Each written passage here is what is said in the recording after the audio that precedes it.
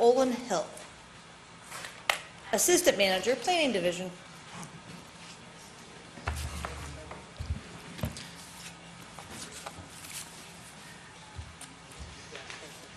Well, good afternoon, Vice Mayor Thompson and Commissioners. Again, Olin Hill, Planning Division staff. I'm here to present Amendment 2018 2C Flu 2. This is a staff-initiated out-of-cycle future land use map and text amendment involving the Rocking Horse Rural Residential Enclave. And this is in District 5. Use number 1. It's not up here. This is number 2. Excuse me 1 second. We're having. Oh, over here. Never mind. Here it is.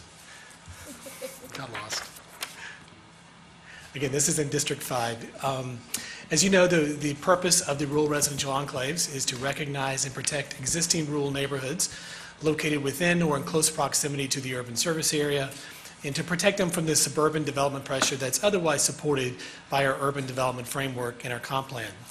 On July 10th of this year, you adopted the enabling rural residential enclave policies, along with maps recognizing the first 3 enclaves, which included Lake Mabel in District 1, Chickasaw in District 3, and the Buried East Rural Residential Enclave also in District 3.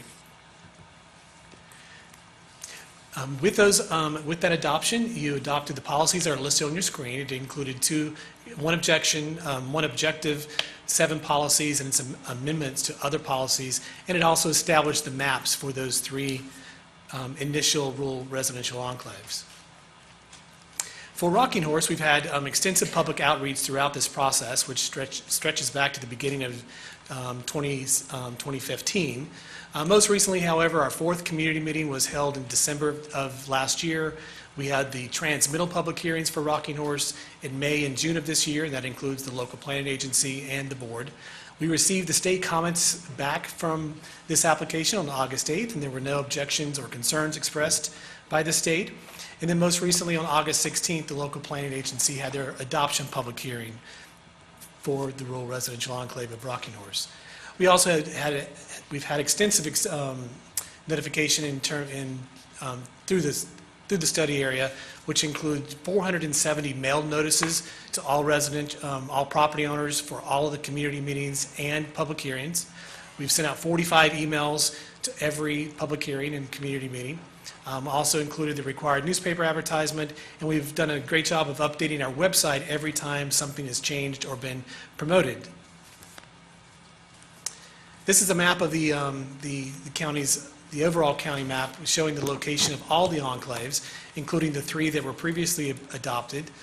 But again, our focus today is on Rocking Horse, which is again in District 5.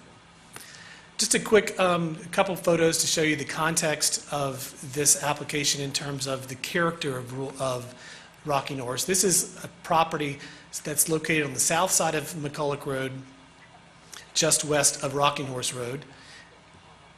This is also another photo looking south on Rocking Horse Road.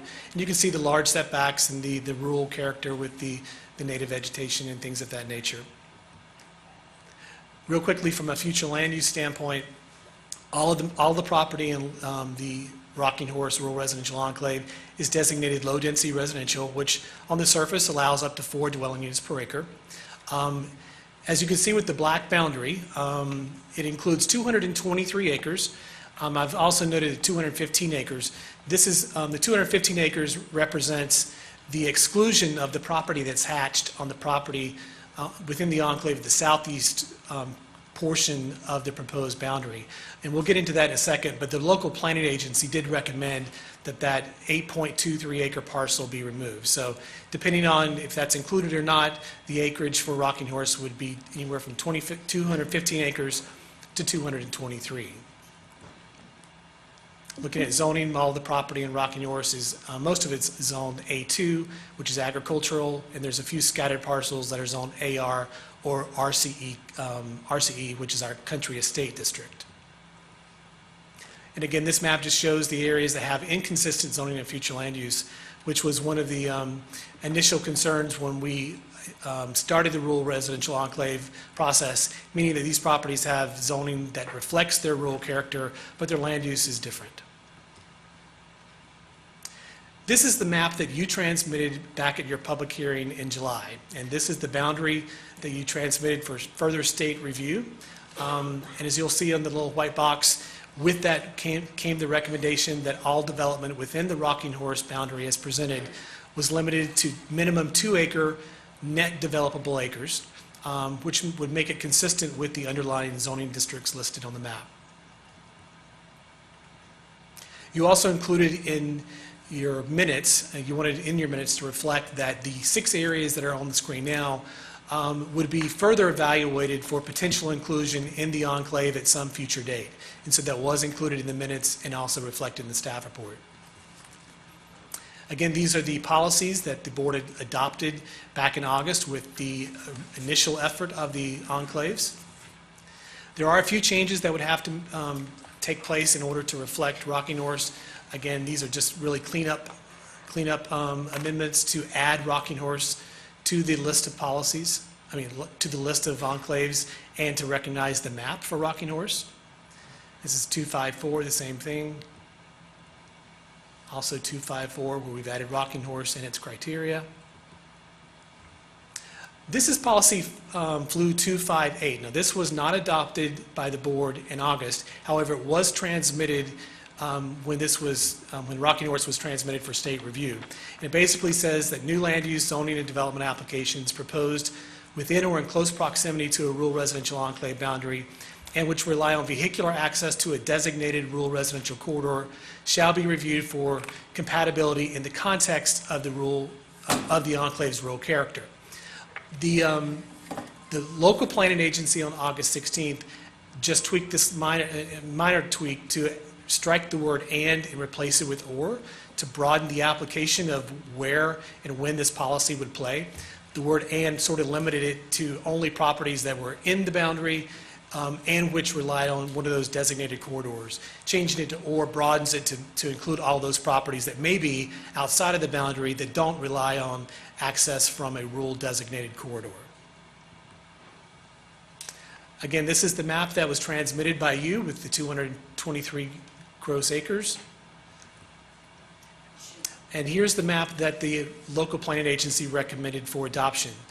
The reasons for the exclusion of the 8.23 acres, the property owner of this particular parcel, their representative at the local planning agency, indicated that they had a previous executed contract with that property owner that assumed and reflected the low-density residential future land use. And they claimed a potential contract infringement issue. And so out of concern for the repercussions of potentially adopting the enclave with that property included, they've recommended that it be excluded, and that is the recommendation from them, which would reflect the 215 gross acres. So in conclusion, our recommendation or your requested action today is to make a finding of consistency with the comprehensive plan, determine that the proposed text and map amendments are in compliance. And we have 2 options for you. The first is to adopt the amendment related to the Rocking Horse Rural Residential Enclave as recommended by the LPA on August 16th, or an alternative action would be to adopt the amendment related to Rocking Horse as transmitted by the board, that means the map with the 223 acres, along with that one change to policy 258 as recommended by the LPA. Depending on what your action is, if it is to adopt in any form or fashion, we'll also ask for an action to adopt the ordinance associated with the amendment. That concludes my presentation, and I'm available for any questions you may have. Okay, thank you. Let's hear from the public. How many speakers do you have, Mr. Rush?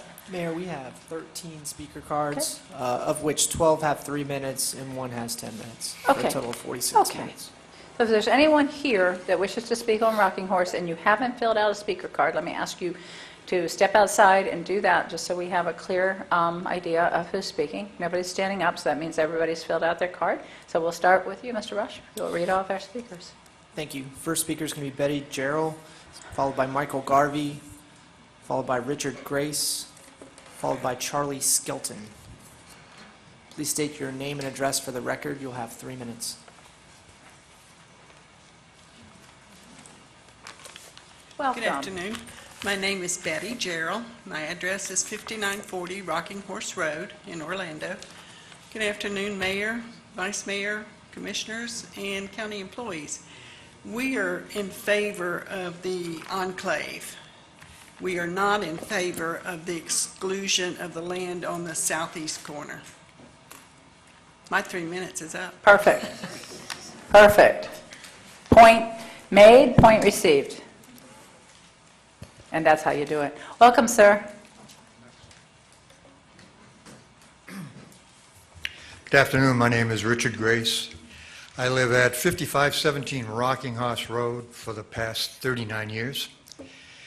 And needless to say, I enjoy the lifestyle of the rural community. And I'd like to take this opportunity to thank Mike DeGray, who has been unbelievable in regarding this situation and spent a lot of time and effort over the past 3 years, I believe, in helping us to keep our rural lifestyle. I just hope that the Board of Commissioners will unanimously approve our rural enclave for now and in the future. Thank you. Thank you, sir. Michael Garvey. That's me. Good afternoon. My name is Michael Garvey. I live at 3730 Rouse Road, so I'm on the west side of Rouse. My wife and I bought the property 11 years ago, and we kind of knew the neighborhood we were getting into when the seller's agent asked us what we planned to do with the 2.5 acres we bought. And we said, we're going to put a house on it, and that's it. We didn't understand that was the magic answer until we got to the closing table, and the seller said, I'm glad you said it that way, because if you tried to do anything else with it, my answer would have been no. It would have not have been right for the property. So it kind of let us know what kind of community we were getting into, and it's exactly what we'd hoped. I work at Siemens, and my wife does too. It's only a mile away, so it's a nice walk into the office every day, and I get to stay off university. But I get a lot of jealousy from my Siemens colleagues when I tell them I have 2.5 acres in a wooded lot less than a mile from the office. They say, let us know when some property opens up that we can buy 2 or 3 acres and go build our own house there. So I think there's enough of a demand that to keep that neighborhood together, to keep it the way it's been developed, and to have the rural enclave go and keep all the property together, including the excluded place. So thank you for your time. Thank you. Charlie Skelton, are you here? You're up. Welcome, sir. Good afternoon, Mayor. Good afternoon. May I approach? I got some papers. Oh, let me do this. Let me get it from you. You just go there, and Mr. Hill will bring it up for us, Okay. okay? I don't want you to have to walk it up to us. This. And, everybody gets a map. Thank you. The mayor gets the map. Everybody gets a map. How do I do this map right here? How does it present?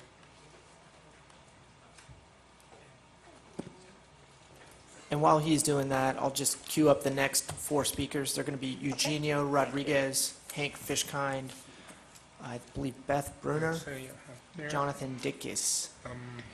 Paint to the top. Yeah, can we zoom it out a little bit or something? A little bit more.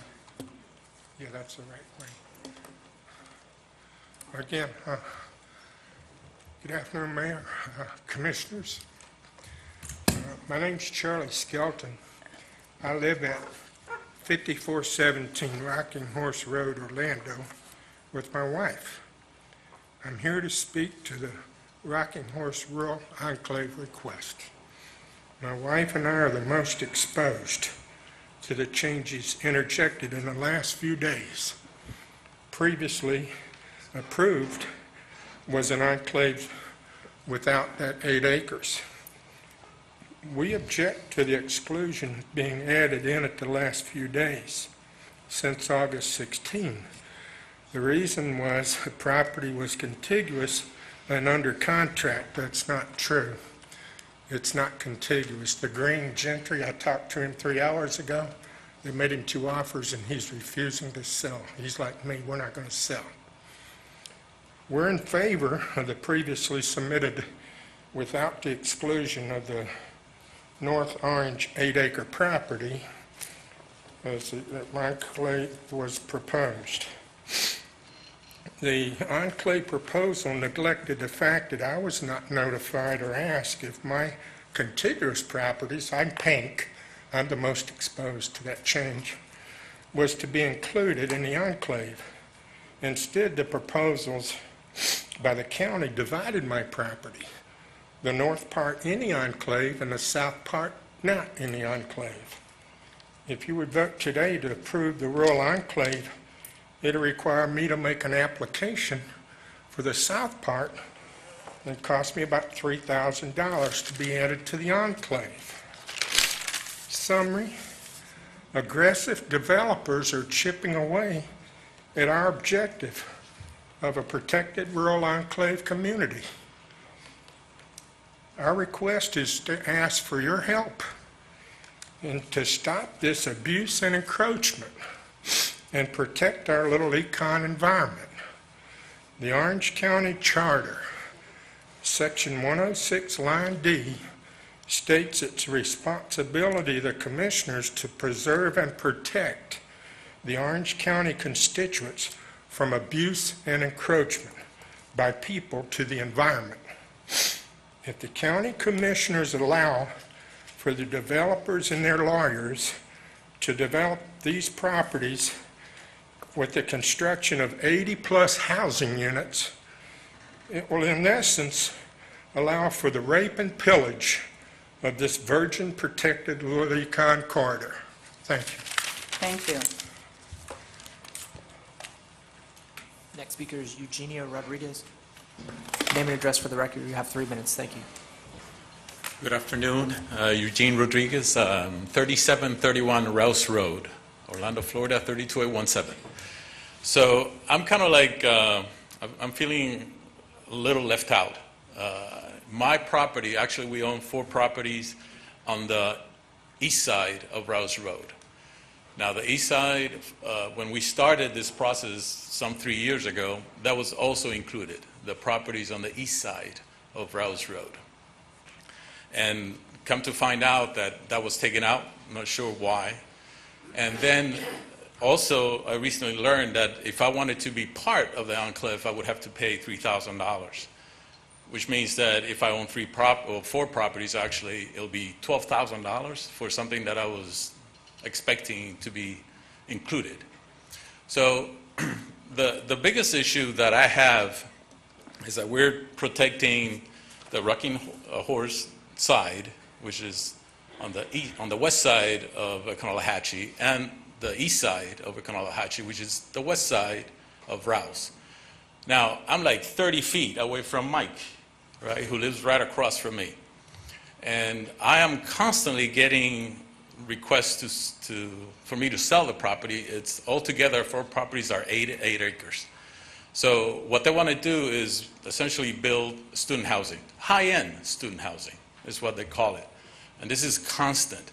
So I just don't see how you could protect one side and then, again, 30-some feet over, essentially destroy the neighborhood. That's the point that I would like to make.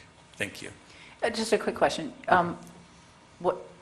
Where are you exactly? Okay, so can you bring up the map? Can we bring up a map?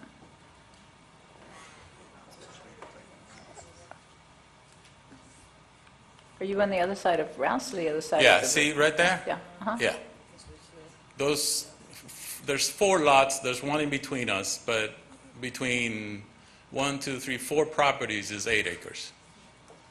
And just on the east side of Rouse, which used to be, actually, there was a map that was shown that had a number 1 on that area that was maybe be part of the study at some point again.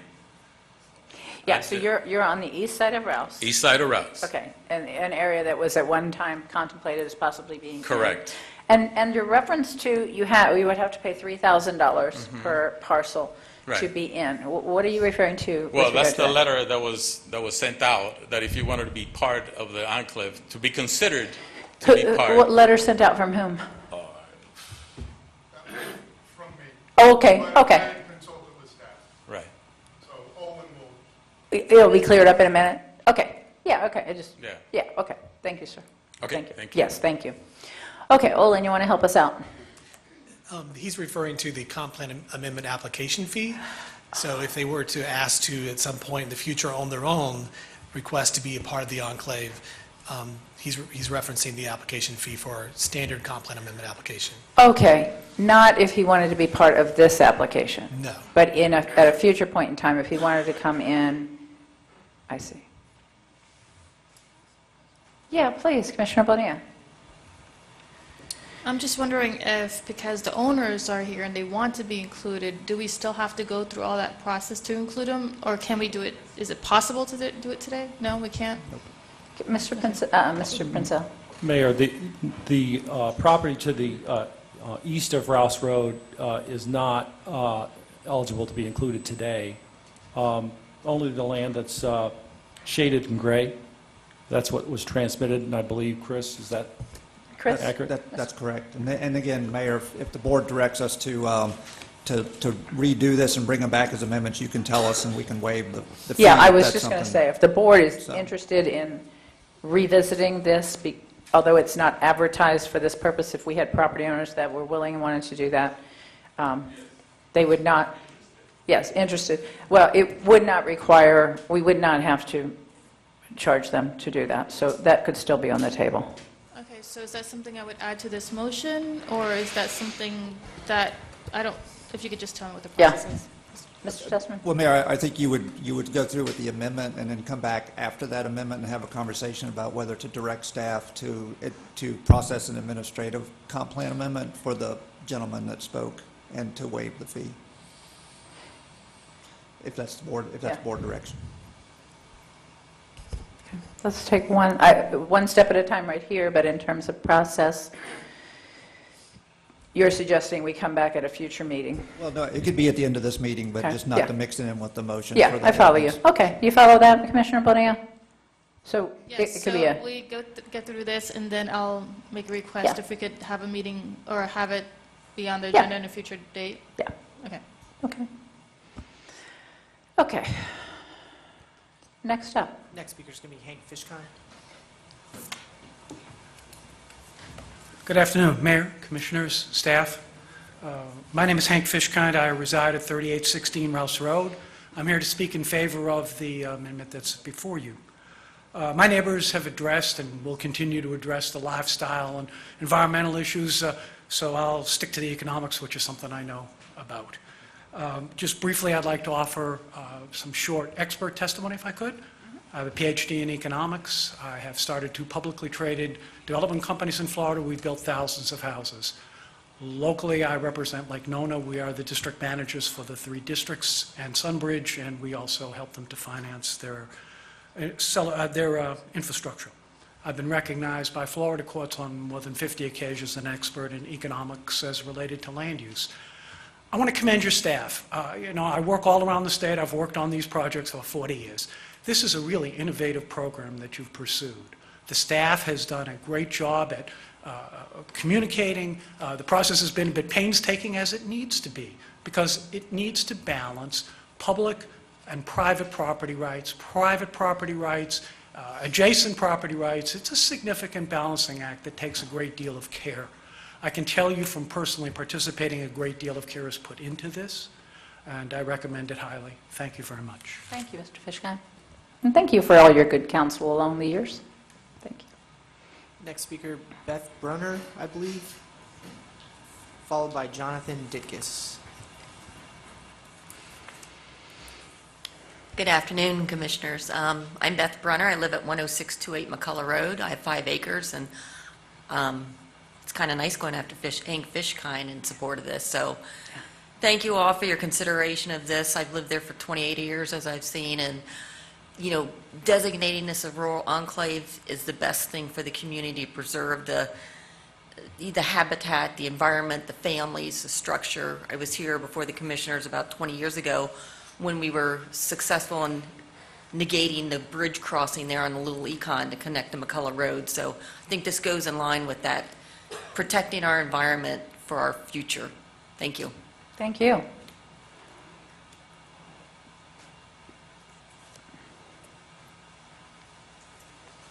Hello, my name is Jonathan Digges. When I woke up this morning, I did not expect to be speaking to the mayor and the rest of the council, so that's pretty wild. I didn't expect to speak to you either. That's weird. Me and my wife, we actually just moved into a home in the community 5 months ago. And we had been searching and saving for 3 years and missed out on maybe 4 homes in that 3 years that met, having some acreage in town. And that just points out how rare it is and how unique it is. And I think it's a great idea to, save a little bit. I'm for growth and we need it. And all those events that you showed before, I was at like half of them. So it's like, I'm all for it. I was born and raised in Orlando. And yeah, I think this is a great idea to save a little bit. The wildlife, the wetlands, it's all in there. And I'm for growth, but we got to, retain some of the original Florida. And this is it. So I'm for it. Super, thank you. Thank you. Next speaker is going to be Dr. Frank Roeder. He's going to be followed by Mike Dugray. Mike Dugray has 32 people attempting to cede time to him. So We do put a cap on that, Mike, or you would be otherwise known as a filibuster. Welcome, sir. My name is Frank Roeder. I'm a professor emeritus at the University of Central Florida. I came down in 1968 as original charter faculty, and I longed to live in a rural community. It took me 35 years to save enough money, and now I live in a beautiful 2.5-acre plot, have a family of deer and a flock of turkeys feeding on my backyard. And now I'm right next to the 8.27 plot, and I'm concerned of what's going to happen there. I'm suspicious that when he wants to be excluded from the property, from the enclave, of what he's going to do. And I'm concerned about a disproportionate loss in trees, the threat to the wildlife habitat, and the congestion at the intersection of Rouse Road and Corporate Boulevard and University Boulevard at rush hours. In my opinion, the way to resolve this is to include that 8.27 acre plot in the Enclave. Thank you. Thank you, sir.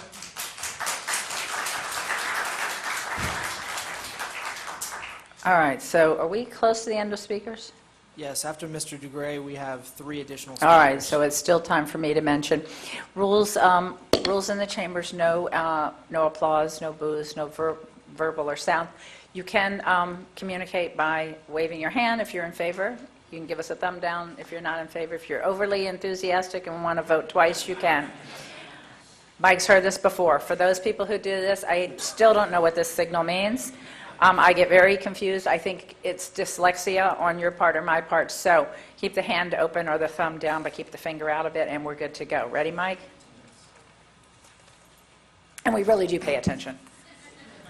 And Mayor, Mr. Dugray is requested to speak for 9 minutes and retain 1 for rebuttal, but I'm going to leave that obviously Oh, to the board. Mike. Well, possibly. No, we have to follow the rules. No. Yeah? I have 9 minutes. You can have 10 minutes, No, but you just got to use them all at once. 9 is good. 9 is good. I have confidence in your persuasiveness. Mike Dugray, it's 5537 Rocking Horse Road. And first, I'd like to say that this board, I've stood before you numerous times, and for those of you whose tenure has come to an end, you know, I wish you and your staff, because I recognize that there's deeper impacts when there's a change.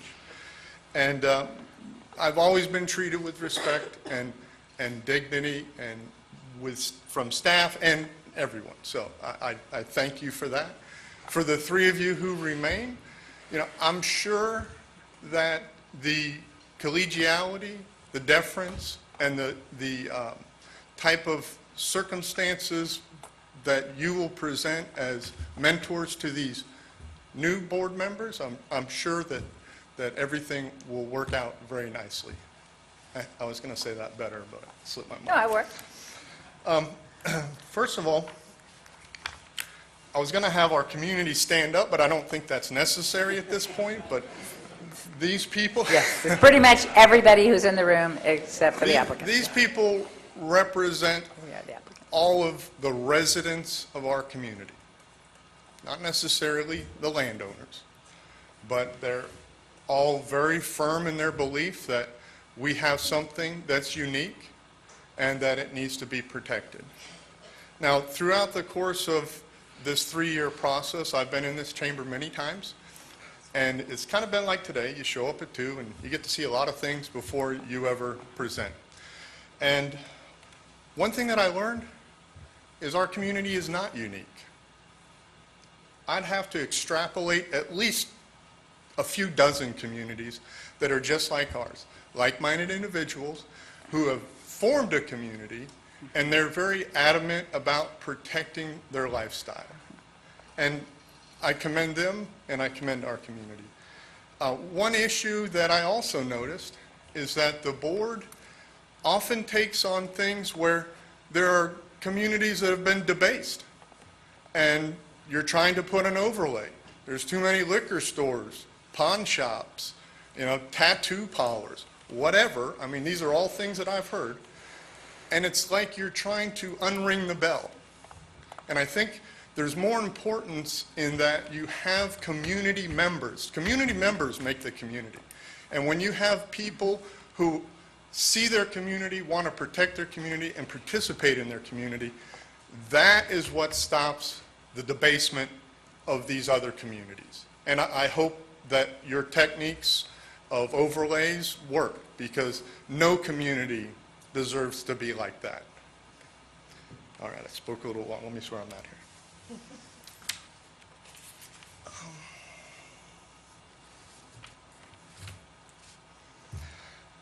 here. There's a couple of things, and I've kind of discussed this with staff. One of them has been the notice issue. And in looking at the way this enclave has kind of been whittled down, a big concern that we have is that initially the whole premise was to protect the community and the type of environment, but all those land parcels, and it's really been the same in every time I see a community come before you, it's usually 1 or 2 landowners that just feel they have a right to exploit their property at the detriment of the community. And of course, you might imagine the residents don't feel that way, but it is a problem, and it's over and over and over. So the rural enclave, I think, is a very valuable tool in allowing these different types of lifestyles available to the citizens of Orange County now and in the future.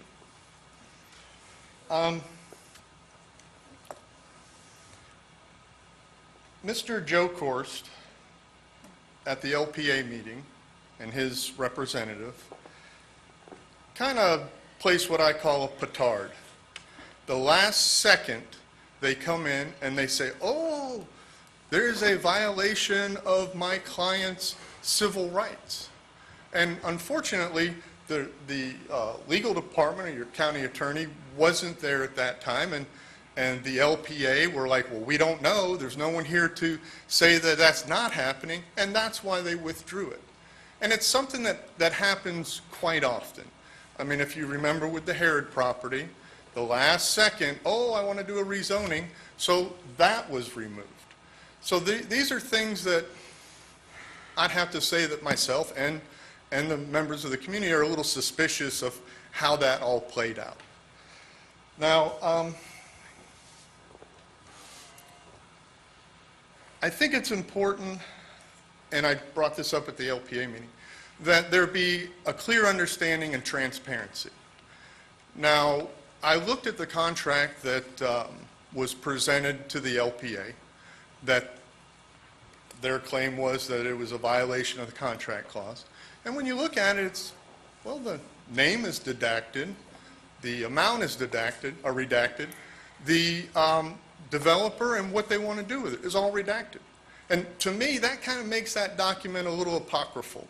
You know, you can't really say that that's a contract. I mean, there's nobody's name on it.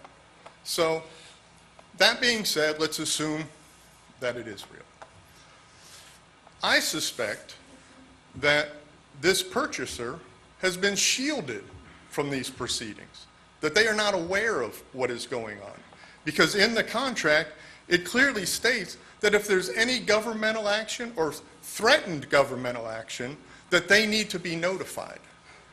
Another thing that's a little suspicious to me is that I have never seen a contractor or a developer who puts a contract down in April and never contacts county development. Never been contacted.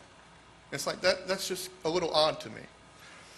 So I asked for what I would call enhanced notice, which means that any of these properties around the rural enclave, that the first line of action be a community meeting.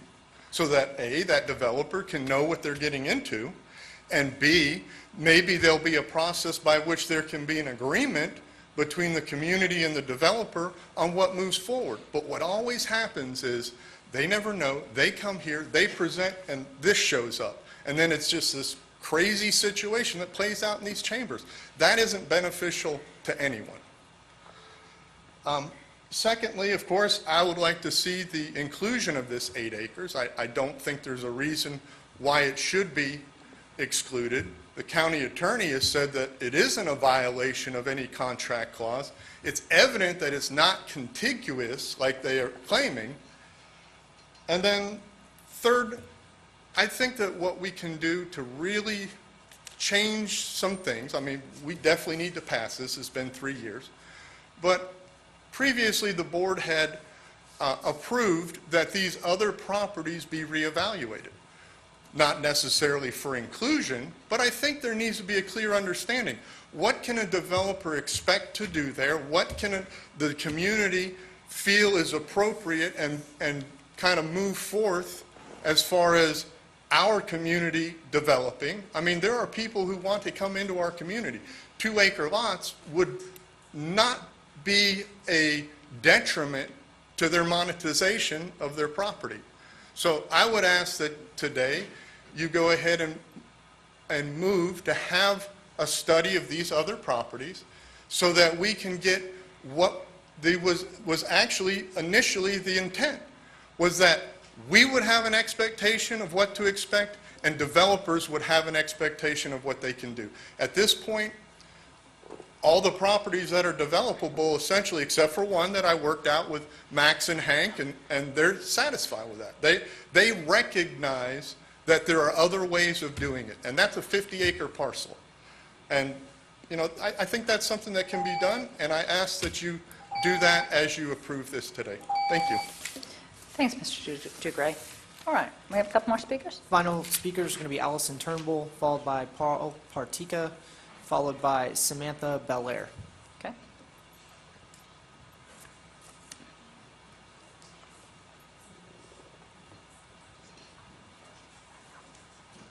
Got it. Okay. We'll hold up if we need to. Good afternoon, Allison Turnbull, 200 South Orange Avenue in Orlando. I want to just take a minute to go over how we got here. As you'll recall, we did request for this property to be removed prior to the transmittal hearing. And we've had, I know, a lot of discussions between then and now, but at the Planning and Zoning Commission, that board did recommend to remove this property from the enclave. That was based on 2 reasons. The first was the legal reason, which Mr. Prinsell and I have talked at length about the impairment of contract issue. We still maintain that this will cause an impairment of contract. I know Mr. Prinsell has a different opinion, but we're not in a court of law, so we're not going to resolve that one today. But the other issues that we discussed were more practical. You know, this property owner does not want to be in the enclave. He would like to be removed from it. There has not been any reason why this property needs to stay in it other than other property owners would like for it to be there. It is physically separated from the rest of the enclave by the little econ. It has absolutely zero access, nor can it ever have any access to the rest of the enclave. All of its access comes from Rouse Road. The little econ provides a permanent barrier where it